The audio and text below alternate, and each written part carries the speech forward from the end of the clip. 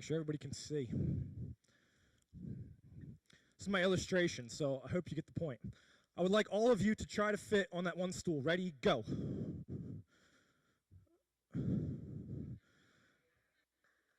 Well done. We give him a hand. How comfortable are you guys? Not very comfortable? Not at all? Okay, hold on. Hold for a second. Let's try something else. Maybe it's not a stool. Let's try a chair. Yeah, all right. Go. What about that? Does that work a little better? A little better? Are you still uncomfortable?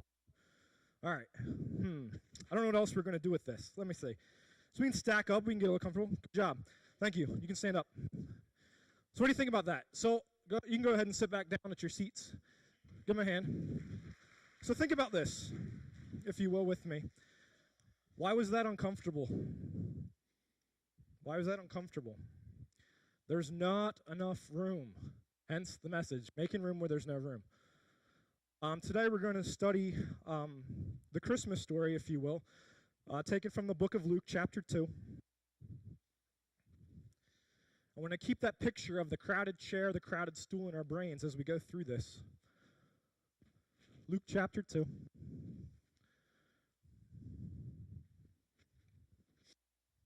I gotta stop breathing into this, don't I?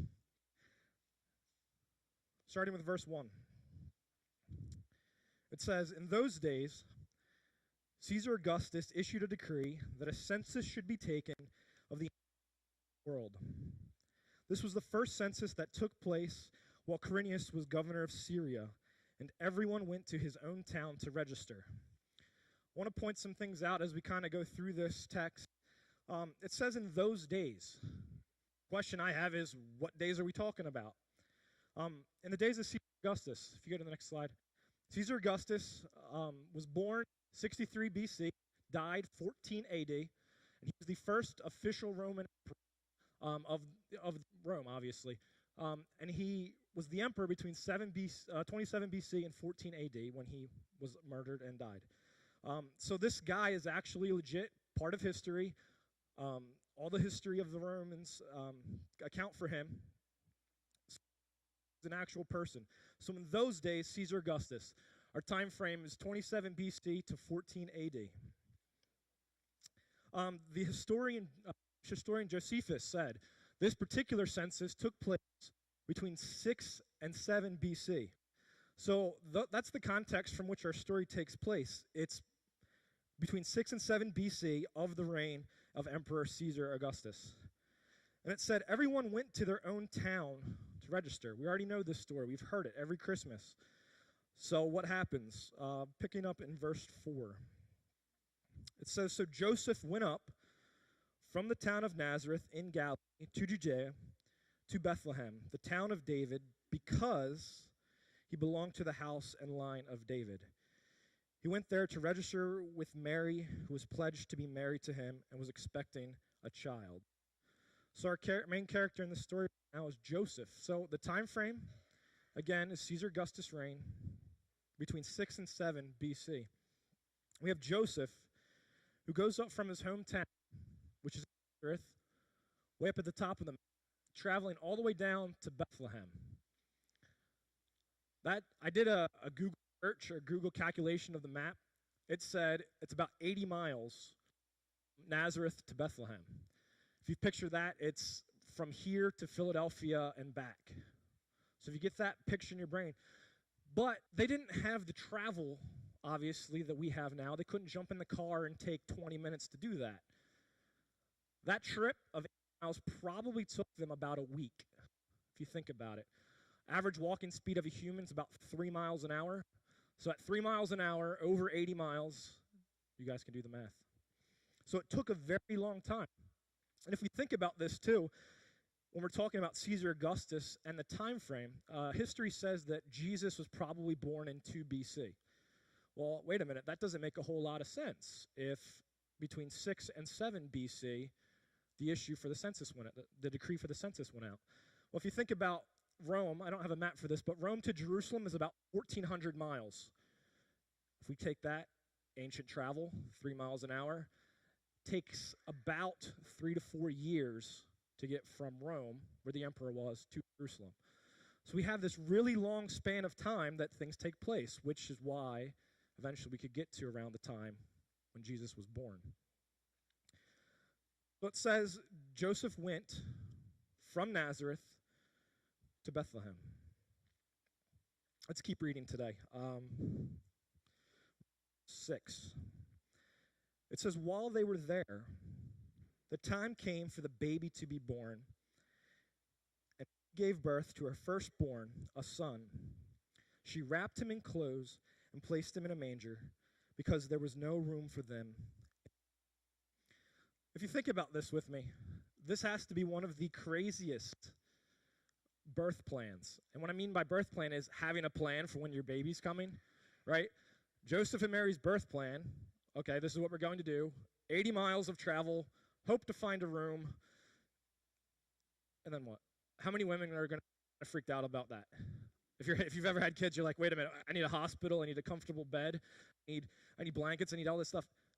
Their plan was, let's travel 80, walk it with a pregnant, that we have room and have space. And we know this story well also. It says, in my translation here, it says, there was no room for them in the inn. I want to kind of take a spin on that for us. If you put the text that I have back up there, if you read that line, it says there was a guest room available for him. That's a New English translation of that. No guest room available. And think about guest rooms.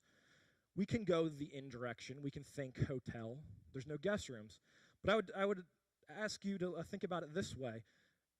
When you have somebody come over to your house, what happens? You put them up in the guest room, right? When they come over for a visit, the places of the area that they're going to stay, you call that the guest room. So with that in mind, think about this. If there's no guest room available, Joseph's family didn't have room for them. Why do I know that? Think about it this way. Joseph, the way ancient tradition works, the way the world worked back then, is family members would train other family members to do a trade. So logically, a father would teach a son would teach his son, so on and so forth. They would stay put in a place for a long period of time. Think about this also. Jerusalem is about 6 miles away from where Bethlehem was, a major city of trade. So because there's a major city of trade, and history says training happens this way, I would guess majority of Joseph's family was right there for the time of the census. They were real close to them. Joseph himself had to travel 8 miles. And now we can kind of see why that town would be full. If you go for ideas, towns, and there's a couple pictures for you. See, flat roof, real large room, or kind of tiny and cramped. If you think about this even further, I don't want to say this, but I went a little nerd on this because I was excited. So because I went nerd on this, I did some math. And how many of you guys like math? Yeah? No. But if you go to this is interesting. So between 1961 and 1867, oh wait, the other way around, sorry. Bethlehem had a growth rate of 87%. Wikipedia told me this, so don't hold me to this. And the town also was about 4 times the size of Shiloh. So if you figure Shiloh times 4. George, you can correct me on this. You probably can't do this when you're talking about variables and things like that. But if we assume that this growth rate stayed constant over time, probably didn't, but if we did, when Jesus was born, there was probably 300 to 400 people living in a town quarter the size of Shiloh. This is why I think, because the family was there, because most of Joseph's family was there, and because the town was that size, why there was no room. So we know why there was no room. But if you think about it, family not making room for family. all of Joseph's relatives had to be there because it was the birth town of Joseph. So there had to be room. It's like saying to your son or daughter, "Oh, I'm sorry, we don't have any room for you to have a kid." We crush ourselves with that. We like that idea of an innkeeper saying no because we've experienced it, right? There's no vacancy on the signs in the hotels. Okay, we go to the next hotel or motel. This is family. Most likely, let me say that. This is most likely family turning away both Mary and Joseph. That's got to hurt a little bit for each of us. It should make us think just a little bit. So maybe it was an innkeeper. Maybe it was a guest room in somebody's home. But the point is there was no room at all available for them. If we process that in our brains, no room being available for a pregnant woman, for a family, for Joseph as the husband, no room at all. That's got to, again, cut deep a little bit. So what do we do with this information? That's what we always get to the point where what do we do? How does this apply to us? Well, we don't make room. Okay, we get that. But I have some practical things that could kind of help us a little bit. Number one, identify that there isn't any room. Common sense says if we don't know there's a problem, we can't fix the problem, right? We have to know that there's a problem happening. We have to know that there's no room available. In our story today, Joseph found out that there was no room when they got there. We have to identify the problem. With our illustration, the stool, there was not enough room. How do we fix the problem? We either give up the seat or get another stool, right? There's a solution, but until you identify that there's a problem, you're never going to get to the solution. Second thing, reprioritize. What's the most important thing in your life? To say it's Matthew says, though, that the greatest commandment is love the Lord your God with all your heart, and with all your strength. So we can say that as our church answer. And I want to be very pointed with this. Where do you give your money? I'm not saying give more to the church, but where do you give your money? How do you spend your money? How do you know what's a priority for you?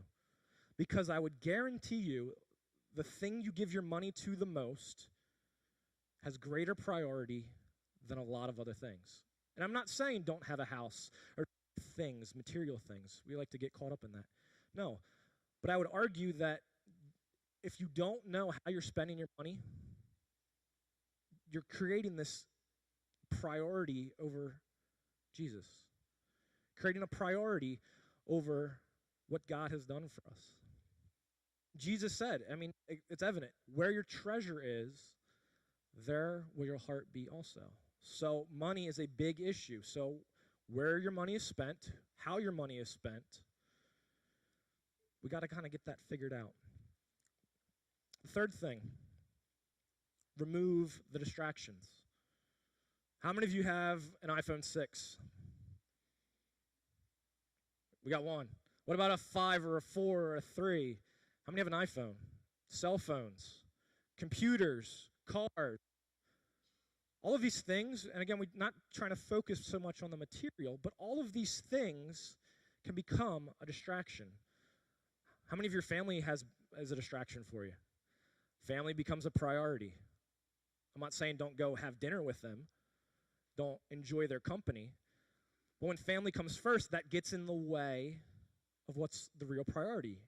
We need to remove all the distractions, especially at this time of year. We all get caught up in that craziness of Christmas, right? The hustle, we call it the hustle and bustle. The craziness of Christmas. We have to go get this gift. We have to go get that gift. We have to stand in line. We have to it's nuts and it's maddening. We've experienced it at least once or twice in our life. We know we have. The only way to get past that is to remove the distractions. Identify there's a problem, reprioritize your life, and remove the distractions. We can't show up one day and say, oh, well, there's no room, too bad. Most importantly, out of all of this, though, and this is, you probably figured out this is the direction we were headed the whole time. Are you making room for Jesus in your life? Are you making room for Jesus in your life? You see, we can get the practicality of it. We can identify that we don't have room for Jesus. We can even reprioritize, and I think most of us are probably in that category. We're reprioritizing our life. We know that Jesus is the most important, but we haven't pulled the trigger. We haven't removed the distractions. Are you making room for Jesus in your life, especially this season of the year? I'll just ask right now that you'd all bow your heads with me. I want to do a little work on ourselves today. So as we go into a time of prayer, so as we think about the crowded stool, the crowded chair, no room, think about where your life is at. Think about all the experiences that you've had. Think about what's a priority for you.